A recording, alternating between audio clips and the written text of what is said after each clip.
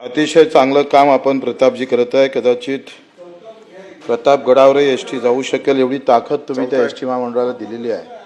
मला एक सांगा का मंत्री महोदयांनी ऍड केला, सभापती महोदय, सदस्यांची परवानगी नव्हती प्रत्येक त्याला. तालुक्यात एसटी डेपो आहे आणि तिथं श्रीकांत दिव्यांगाला भारती यांची आपण परवानगी जर नव्हती. काही गाळे देता आले आणि दिव्यांगाला त्या माध्यमातून रोजगार जर देता आला तर मंत्री महोदय एक चांगला रोजगार दिव्यांगाला प्राप्त होऊ शकतं. प्रत्येक डेपोवर 2-2, 3-3 गाळे जर आमच्या दिव्यांगासाठी राखीव ठेवावे जेणेकरून त्यांचा रोजगार तिथं भेटन, त्यांना अधिक काय सुविधा देता येईल.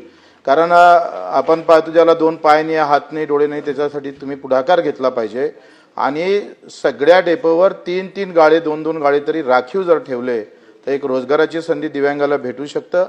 दुसरा, मेळघाट आणि जो आम्ही पाहतोय घाट एरिया आहे किंवा डोंगर एरिया आहे तिथं ह्या मोठ्या एसट्या जात नाही. तिथं आता जसं धारणी, चिखलदर आम्ही जेव्हा गेलो तेव्हा 50% गावात एसटी जात नाही, 50 ते 60% गावात.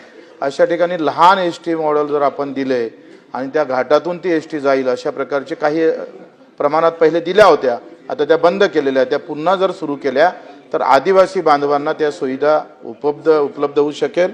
तिसरा प्रश्न असा आहे का जो कलेक्टरच्या चालकाला जो पगार भेटतं किंवा तुमच्या चालकाला जो पगार भेटतं तो एसटी चालकाला का भेटत नाही, हे विषमता तुम्ही कधीपर्यंत थांबवणार आहे? मंत्री महोदय,